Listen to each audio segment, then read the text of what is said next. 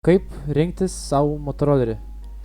Ir taip, čia aš. Taigi sveiki visi, su jumis aš Ednas ir šiandien darysime dar vieną vlogą, kadangi dabar yra šiek tiek laiko pafilmuoti. Šiandien pakalbėsime, kaip išsirinkti savo motorolerį, kaip jo ieškoti, kaip suprasti apie defektus ir taip toliau. Dažniausiai jums siūlau naudoti autogidas.lt platformą, nes dažniausiai tenais būtent ir yra įkeliami motoroleriai. Norint ieškoti motorolerio, būtent jeigu ne motociklo iki 1.25, visą laiką siūlau pasidaryti iki 80 kubikų ir galite pasirinkti iki savo norimos kainos, nes daug kas būna rašo, kad 7 kubikų, nors iš tikrųjų dokumentas yra 50 kubinių centimetrų motoroleris ir jį gali vairuoti su motorolerio teisėm. Ir tada, aišku, spaudžiame surasti ir tada išmesim labai daug motorolerių įvairių. Ir tada jau būtent žiūrėkite apie kiekvieną motorolerį individualiai, ten paspauskit, pasižiūrėti. Ir jeigu jums motoroleris visai sudomino, patariu jums paspausti įsiminti, nes tada galite po to juos domėtis ir žiūrėtis apie juos įsimintinuose skelbimuose. Ir būtent dabar taip ir padarysiu. Dabar praeisiu, kiek čia tų yra puslapių, 8 puslapius tų motorolerių, kas yra įkelta. Ir juos būtent įsiminsiu ir apie kiekvieną pakalbėsiu individualiai, būtent kodėl reikia rinktis šį motorolerį, kodėl jo kaina yra gera ir taip toliau. Tai nieko nelaukia, aš dabar einu pražiūriu 8 puslapius ir pakalbėsim apie kiekvieną motorolerį individualiai. Štai atrodo mano įsimintinų skelbimų sąrašas, čia yra įvairūs motoroleriai ir apie kai kurių net nesiūlau, sakykime, šitas motoroleris yra net nesiūlau, apie kiekvieną pakalbėsiu individualiai. Tai manau nieko nelaukia, mes šokam būtent į kitą skelbimą, štai taip mums jį atidaro. Dabar, kodėl būtent Yamaha Neosas ir kodėl būtent tokią kainą, tai dabar pašnekėkime apie šitą motorolerį. Kaip matom, jis yra oro aušinamas, kadangi Yamaha Neosas eina su mineraliu varikliu, kuris yra toks pat kaip Yamaha Aerox, tai kad čia yra oro aušinamas. Aš jį siūlau būtent žiūrėti firminius motorolerius kaip Aprilia, Peugeot, Yamaha, Piaggio, tai būtent iki 300 eurų, nes iki 300 eurų jūs tikrai nieko ypatingo nerasite, jis bus kiniečiai ir vairūs kiti motoroleriai. Tai būtent dėl to aš jį įdėjau kaip motorolerį, kuris mane domina. Taigi Yamaha Neosas, kaip ir minėjau, yra vienas iš Yamaha Aerox pakaitalų.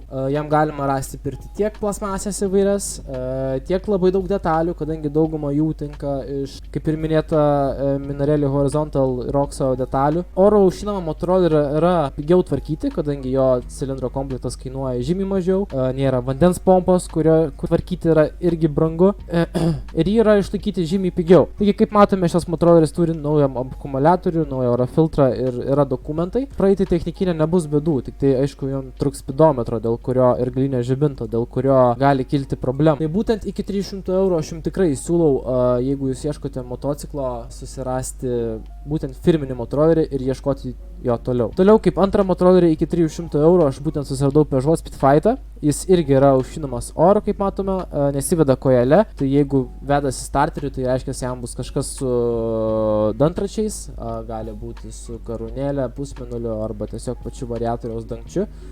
Jį tvarkyti nėra labai brangu, nes kadangi nueiti galime į Autobist puslapį ir galima rasti visas Peugeot detalės užkūrimo sistemos dalyse. Tenais bus ir visi kojiniai grėbtuvai Peugeot. Matote, stumdomas kompliartis, kuris užgrebė kojelę. Taipogi galime rasti prie užkūrimo kojelių pačią užkūrimo kojelę. Tai šitas defektas kainuoja kažkur apie 20 eurų. Plasmasių trūkumus, aišku, visą laiką galima tvarkyti, galima netvarkyti. Tik tai vienintelė bėda, kad šitais dokumentai yra nuo Yamaha, tačiau jis yra jau užregistruotas. Irgi bus ką veikti sustvarkyti. Kodėl būtent rinktis oro aušinamą Peugeot Speedfighter? Dėl to, kad rem komplektą skysčiui aušinamai yra labai sunku. Arba reikia pirkti tada visą vandens pompą. Toliau pas Speedfighter yra viena būtent šoninė priekinė šakė. Kai kurie žmonės būna, kad susiduria su lūžiais būtent amortizatorių. O toliau kaip motoroleris yra labai paprastas, pasistovi Peugeot vertikal variklis, kuriam irgi yra pilna detalių. Jis yra gan išvaizdus motoroleris, su elektronika jam problemų nėra, nes jisai nėra įpurškima. Ir aš manau, kad šitas motoroleris puikiai tinka iki 300 eurų.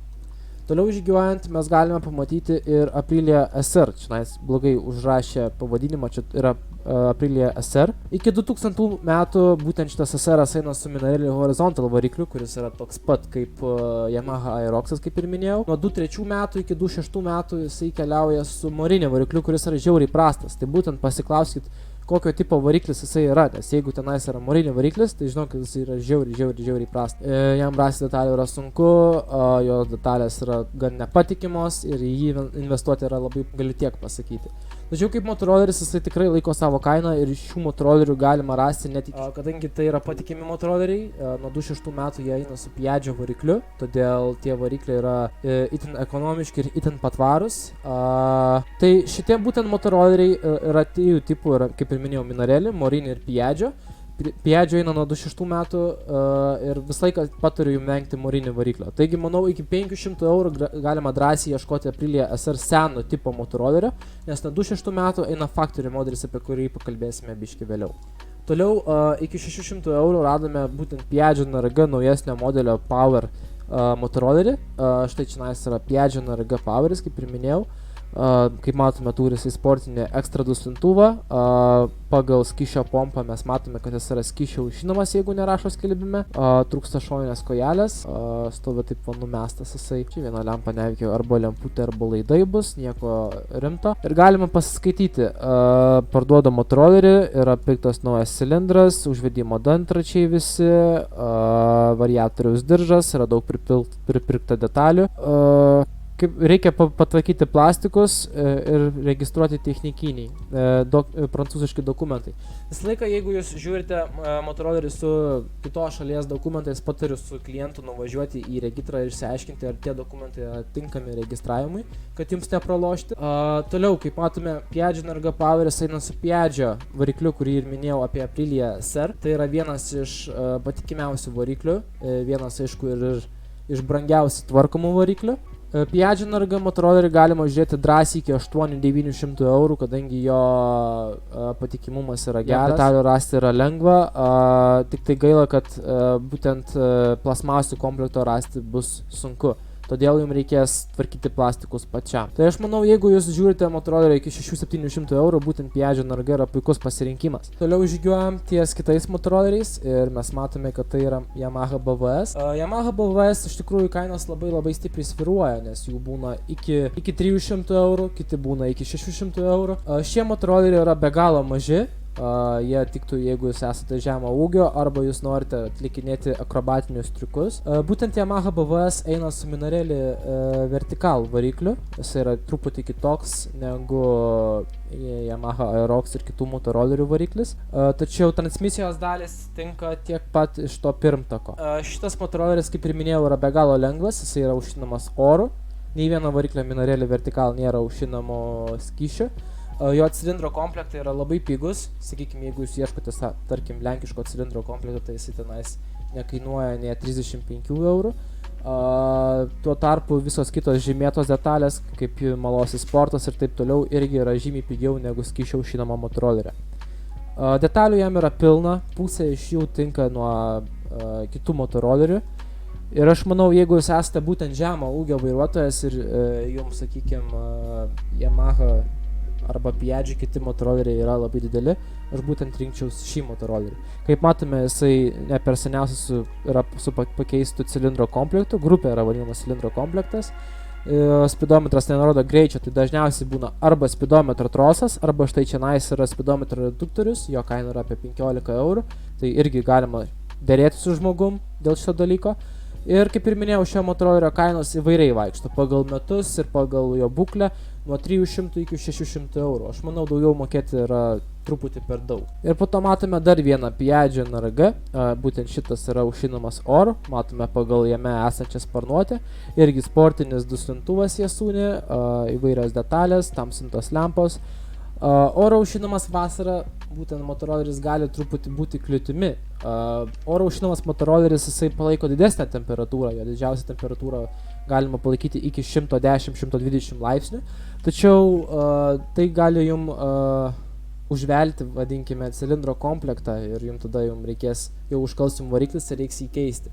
Tai jeigu jūs ruošitės labai važinėti karštam vasaros dienom, tai aš jums patarčiau pirkti tik skysčio aušinamą motorolerį, nes jisai yra žymiai patikimesnis, jisai yra pastoviai aušinamas, o jeigu jūs stovite vietoj, jūsų motoroleris su oro aušinamo varikliu tik tai aušinasi tiek, kiek suka sparnuotė. Būtent kalbant apie šį motorolerį, kaip matome, jisai turi technikinę, tad jūs puikiai persiregistruosit jį ir jisai yra visai neprastų metų su sportiniu duslintuvu, tad jūsų motoroleris bus neribojamas, nes standartiniai duslintuvai visą laiką riboja detalės. Ir kaip ir minėjau, Piaggio Narga galima ieškoti iki 800 eurų skysčio aušinama, bet aš manau, kad ir oro aušinamui galima skirti iki 600-700 eurų paiešką. Ir nepamirškime, kad oro aušinama yra taisyti pigiau. Tai jeigu jūs turite labai ribotą biudžetą, aš būtent rinkčiaus šį motorolerį. Toliau ateina laikas ir bėginukam. Iki 600 eurų mes matome, čia yra Gilera RCR, matome variklio defektas ir jis yra 2008 metų. Būtent Gilera, Derby ir įvairūs kiti motoroleriai, būtent kurie yra enduro tipo, dalinasi Derby variklį. Derby variklio yra du tipai, jis yra iki 26 metų ir yra nuo 26 metų. Ir pagal būtent variklio formą mes galime pamatyti skirtumą, ar variklis yra keistas, ar jis yra senas. Seno variklio tipo iki 26 metų aš jums rinktis nepatariu. Detalių jame yra, tiek Motobis, tiek ir įvairios kitos parduotuvės jų turi. Tačiau jo remontas yra tikrai pakankamai brangus. Kaip atskirti, ar tai yra iki 26 metų ar nuo 26 metų, tai galima pagal tepalo pompikę. Nuo 26 metų jinai yra tokia, matote, kampuota, o sakykime iki 26 metų, tuo aš jums surasiu nuotraukytę, iki 26, čia jau irgi nauja. O kaip matote, sakykime, iki 26 metų motoroleris turi, kaip matote, tokią kampuotą tepalo pompą, jinai yra truputį kitokia, o iki 26, kaip matote, jinai yra tokia ant šono grinai variklio, tai čia yra tas būtent senasis variklis. Čionais, kuris yra viršui to tepalo pompo, čia stovi vandens pompa, yra naujesnis, o čia yra senesnis. Tai aš paturiu visą laiką rinktis naujesnį. Ir aišku, bėginukai, visi bėginukai maždaug prasideda nuo 400–600 eurų ir jų kainos tik tai kyla. Būtent reiktų išsiaiškinti, kas čia yra per variklio defektas, tai gali būti pavarų dėžė, gali būti cilindro komplektas. Cilindro komplektų kainos bėginukų yra biški didesnės, sakykime, 50 kubikų pats paprasčiausias cilindro komplektas prasideda nuo 50 eurų ir taip kyla iki 130 eurų. Tai, bet tačiau aš vertinu būtent šitos motorolerius žymiai brangiau, bėginukai yra brangesni ir jų kainos kyla net iki 1300 eurų.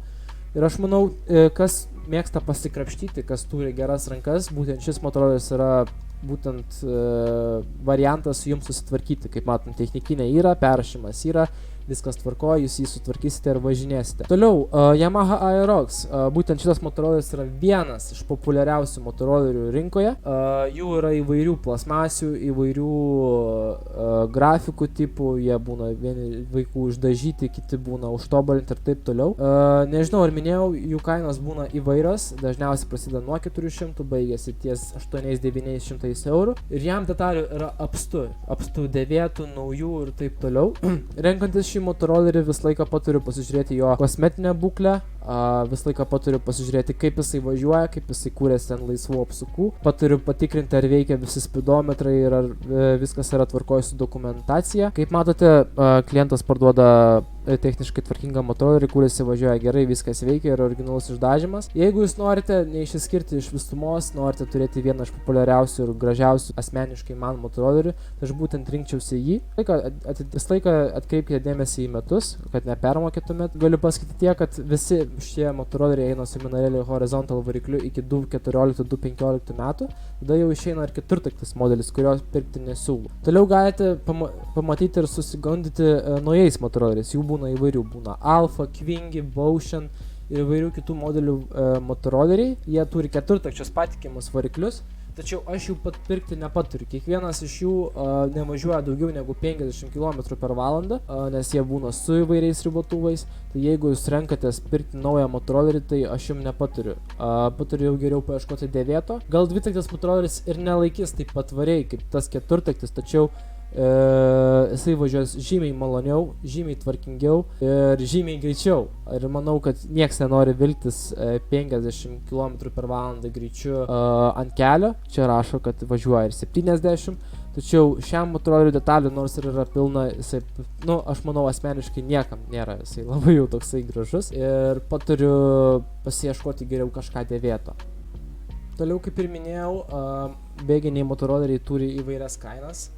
Ir 900 būtent 20 metų rėjų MRT modeliui yra tikrai pakankamai gera kaina. Galite pasižiūrėti apžvalgą, kuri yra įkelta BSM televizija kanale. Būtent šis motoroleris eina su AM6 varikliu, kuris yra ilgaamžiškas, patikimas ir jo detalių yra apstu. Galima rasti visko nuo pavarų dėžės detalių, nuo paprasčiausių žarnelių, tarpinyčių ir taip toliau. Net stabdžių sistemų detalių yra pilna. Jeigu jūs ieškotės būtent bėginio motociklo, aš jums patariu apsiriboti nuo 600 iki 1000 eurų biudžetą, nes išsirinkti būtent bėginį motorolerį yra pakankamai sunku. Kaip pavyzdį galima paimti Yamaha TZR, kuris eina lygiai su tokiu pačiu varikliu kaip ir Rėjų tasai MRT, tik tai jisai neturi kojinio starterio, o turi paprastą starterį. Ir būtent šitas motoroleris eina irgi su AM6 varikliu, kurių, kaip ir minėjau, detalių yra pilna. Vienas iš didžiausių bėdų šiame motoroleryje yra spidometro reduktorius, kuris stovi čionais, jisai yra elektrinis ir jisai labai dažnai kabutėse nueina. Bėginiai motoroleriai, kaip ir minėjau, visi, kad ar tai būtų pusbritvė, ar tai būtų bėginukas, jų kainos svyruoja nuo 600 iki 1300 eurų. Ir kaip matote, jis yra su originaliu išdažymu, truputį plasmasės yra palaužytos ir Yamaha TZR ir Aprilia RS ir kitų bėginukų plasmasų rasti yra beveik neįmanoma. Arba jeigu jums reikia pirkti naujas, jų kainos būna virš 150 eurų. Kaip matome, čionais turi sportinį cilindrą Airsal Sport, yra kelta kitų plasmasių, kitų detalių. Ir kaip matome, veikia spidometras, tad viena iš baisiausių bėdų jisai neturi. Spidometro reduktoriaus tvarkymas kainuoja iki 100 eurų, reduktoriukas kainuoja apie 60 eurų, jeigu nesumeluoju. Galim tekti pasikeisti trosą, kurio kaina yra iki 20 eurų. Ir aš manau, šitas motoroleris yra tiem, kuriem patinka būtent sportinio tipo motoroleriai, tačiau aš žiūrėčiau savo enduro arba supermoto tipo motolerį, nes jo pravažumas stebina. Ir kaip ir minėjau, jeigu jūs esate prie pinigo, jūs esate turtingas, jūs galite žiūrėti ir gerų metų motolerį, kaip, sakykime, šitas būtent Beta RR. Jis yra 2015 metų, jisai dalinasi AM6 variklį, jisai yra be galo gražus, kaip matome, turi originalias plasmasės, originalus išdažymas ir elektroninį spidometrą. Jam detalių rasti kaip plasmasės ir visi spidometrai ir taip toliau yra sunku. Aišku, jisai dalinasi AM6 varikliuką, todėl rasti variklio detalių jums nebus bėda. Taigi, jeigu jūs norite gerų metų motorolerį ir jūs galite skirti tam didelį biudžetą, galite žiūrėti gerų metų motorolerį, nes būtent tada jūs būsite beveik užtikrintas, kad tas motoroleris jums laikys. Taigi, reziumė, aš jums laiką patariu žiūrėti vis motorolerius ne tik pagal kainą, bet ir pagal jų būklę. Nebūkite abejingi pasižiūrėti, pasidomėti, pasiklausinėti apie kiekvieną motorolerį individualiai. Tikrai galite rasti gerą motorolerį ir išsirinkti tai, ko jūs norite. Su jumis buvo aš Edvinas, domėkitės, jeigu kažkas neaišku, rašykite į komentarus. Ir jeigu norite kažkokios individualios apžvalgos apie tam tikrą motorolerį, rašykite į komentarus ir tai jums greitai bus. Su jumis buvo aš Edvinas, laukit kitų video blogų, iki.